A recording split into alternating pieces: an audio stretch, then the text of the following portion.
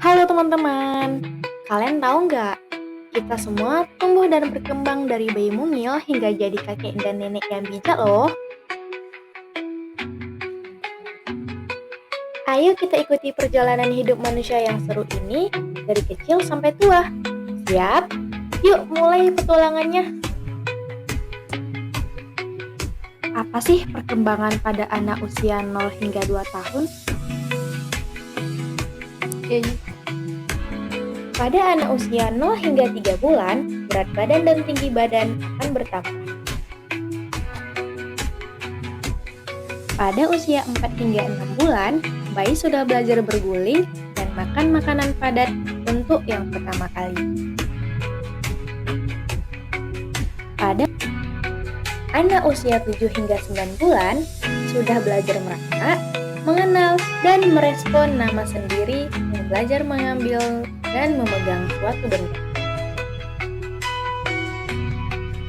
Sedangkan bayi pada usia 10 hingga 12 bulan sudah belajar berdiri dan berjalan dengan bantuan dan sudah belajar menggunakan benda seperti sendok dan juga garpu.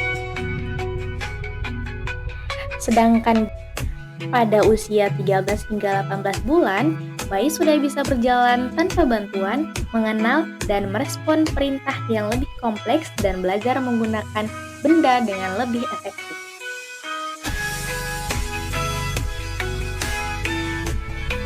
Nah, untuk anak usia 19 hingga 24 bulan sudah belajar berlari dan menggerakkan tubuh dengan lebih cepat dan belajar bahasa yang lebih efektif.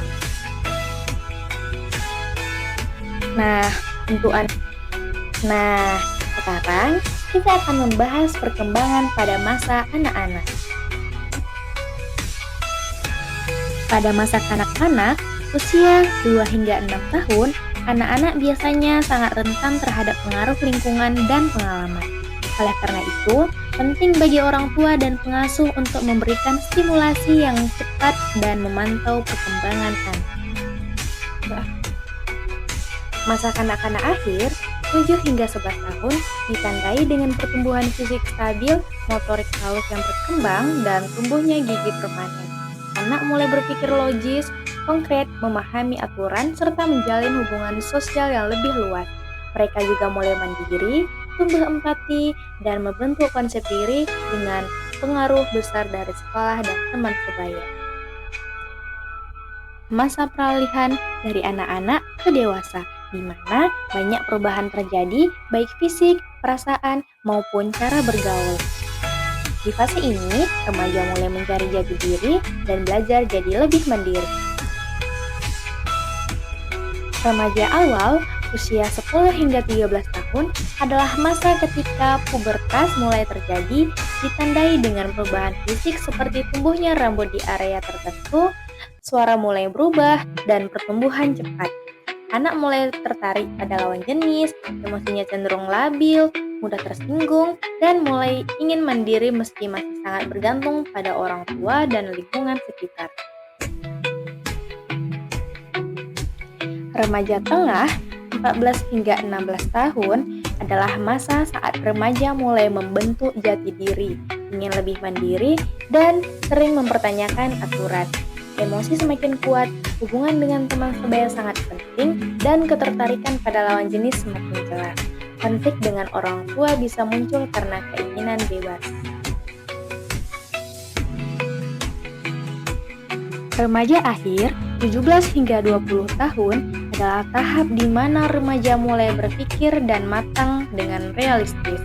Identitas diri semakin jelas, kemampuan mengambil keputusan meningkat, dan fokus mulai mengarah ke masa depan seperti kuliah, kerja, atau hubungan serius. Hubungan dengan orang tua mulai membaik karena remaja lebih bisa memahami dan mengelola emosi. Fase dewasa merupakan tahap perkembangan setelah remaja, di mana individu mulai menghadapi tanggung jawab hidup yang lebih besar. Pada fase ini, seorang dituntut untuk mandiri, menetapkan arah hidup, serta membangun hubungan sosial dan profesional yang lebih matang.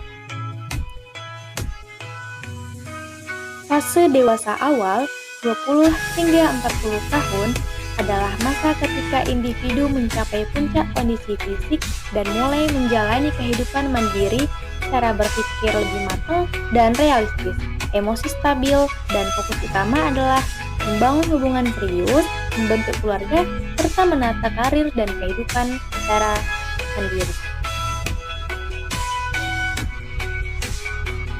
Fase dewasa tengah 40 hingga 60 tahun ditandai dengan mulai menurunnya kondisi fisik dan munculnya refleksi atas pencapaian hidup.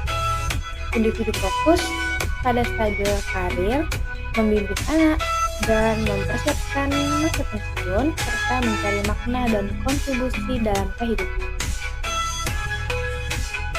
Fase dewasa akhir adalah tahap kehidupan yang dimulai sekitar usia 60 tahun ke atas.